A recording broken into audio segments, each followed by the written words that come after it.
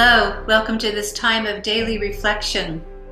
A friend and colleague, Tracy Mayer Muska, has written a book called Weathering the Storm: Simple Strategies for Being Peaceful and Prepared. It's a book about resilience, and it was published just months before COVID-19 became a worldwide crisis. I know, amazing timing, right?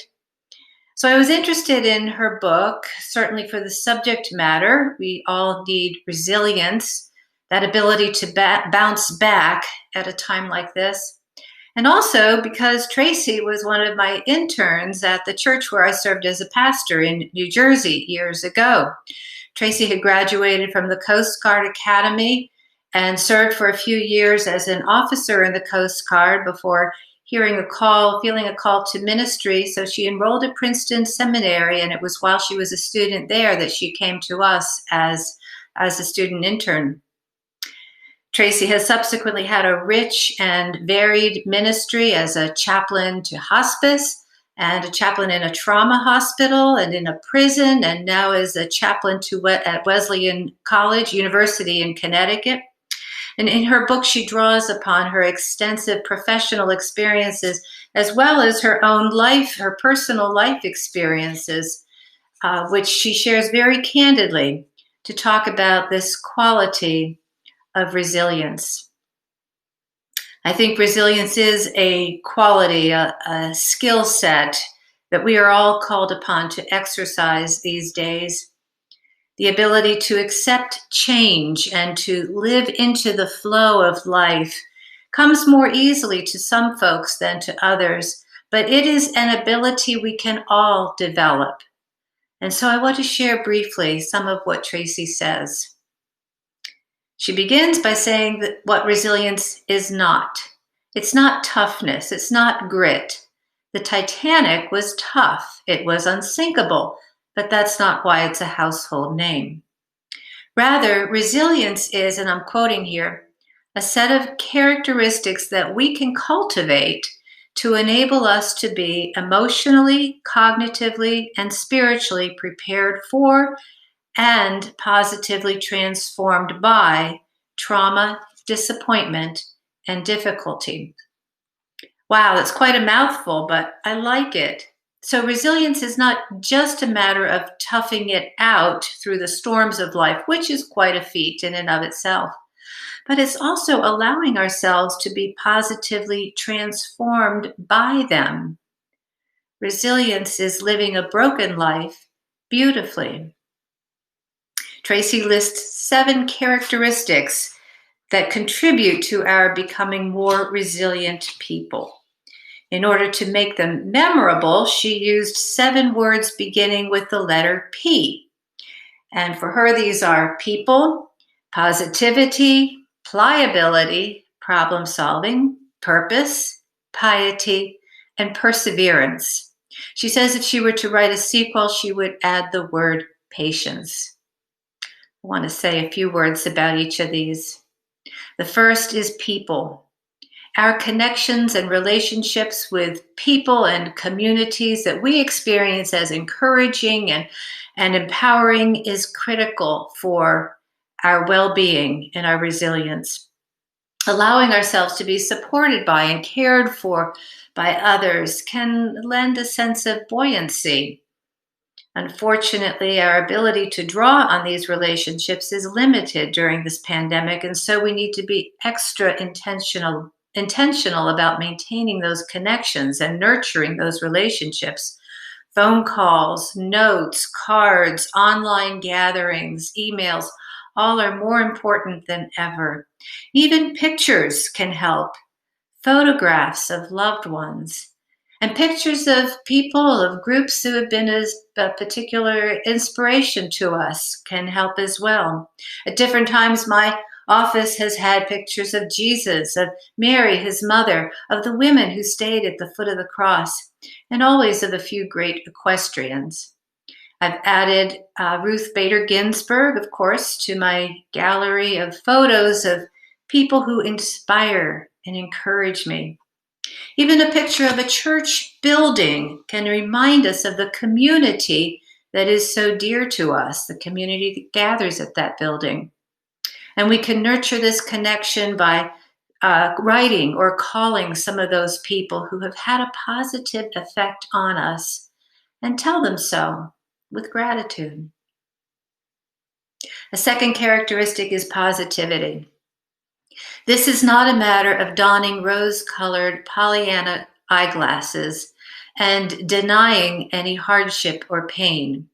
It is a matter of managing worry by retraining our minds to focus on the positive things when we look at ourselves and at our situations and at others. It's focusing on what is going well and seeing the benefits and blessings in our circumstances. I must confess that this is a difficult one for me right now as I anticipate the holidays and already am grieving all the things that we will miss out on.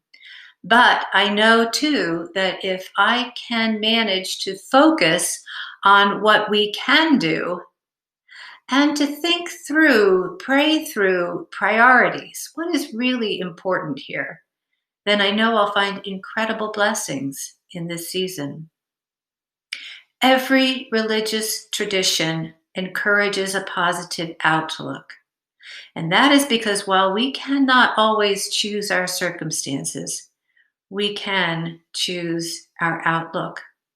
It's our one true freedom in this life, something that no one can take from us, is to choose how we will perceive and how we will deal with the situations that life presents.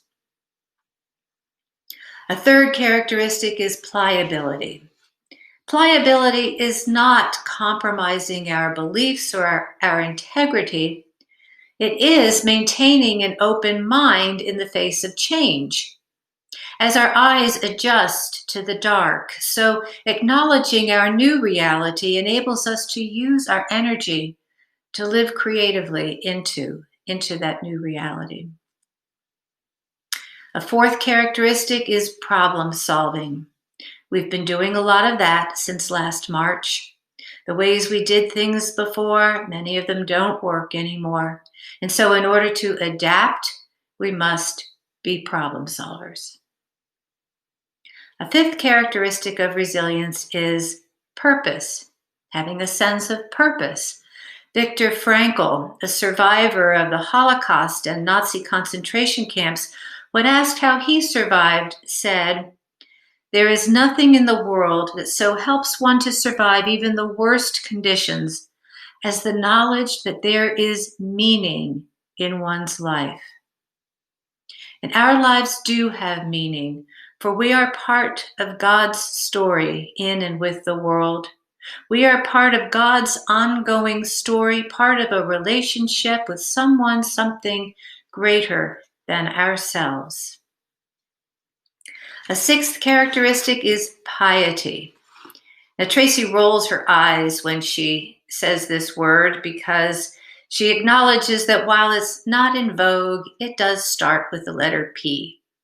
And what she's referring to here is a whole range of spiritual practices and communities and beliefs that help to ground and encourage and inspire us. I asked a group of friends recently what helps them to be resilient through life's challenges, and all of them said that their belief in God and in God's love and purposes for their lives helped them the most. One person said that looking back at her life and seeing how God had pulled her family through a particularly difficult, impossible situation in the past, made it possible for her to believe that God is sustaining them now in the present. And so those practices that help us to connect with the holy, prayer, meditation, they are crucial for our well-being. A final characteristic is perseverance. One of my friends in that group said that she grew up on a farm where stamina, a determination to keep going through thick and thin, was a way of life for them. The continued effort to do something despite setbacks and failures or opposition. And throughout the Bible, we hear time and again, may God give strength to God's people. So those are the 7 P's that all contribute to helping us be more resilient and healthy people in the face of challenges. And to conclude, though, and perhaps most important, I want to say I really find it a hopeful thing to think and to know that there are practices, there are behaviors that we can engage in that help us to navigate the storms of life and even to enrich us through them. And we can model those practices for our children, teach them resilience, and who knows, maybe some of them are teaching us resilience right now. But learning to weather the storms is a crucial life skill for present and future challenges, and it is something that we can all do. May it be so for you and for me. Thanks for listening.